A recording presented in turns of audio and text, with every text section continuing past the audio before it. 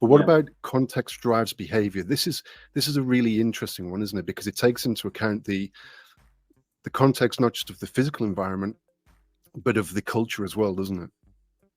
Yeah, it's almost limitless how far you want to go with that third principle. Like what context is relevant and what context is influencing behavior at any given time. Well, we're never going to, after an event, we're never going to uncover and really definitively identify every influence. It's impossible. Which is another reason why root cause analysis doesn't make any sense, right? We just selectively pick out a few bits and pieces of a story after the fact and say, oh, these, as far as I'm concerned, as the investigator, these are the most important factors. Yeah. Well, they don't know that.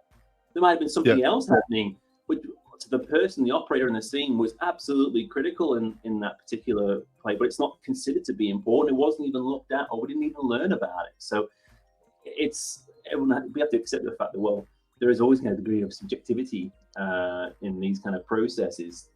No investigation is going to come up with an entirely objective set of findings. It's always shaded by the group of people who are involved in the investigation. So, so that's this context principle really looks forwards and backwards.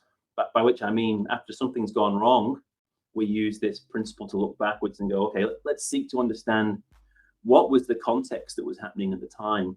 Why did it make sense for the people to do the things that they did? What were the constraints and the conditions that made this work challenging?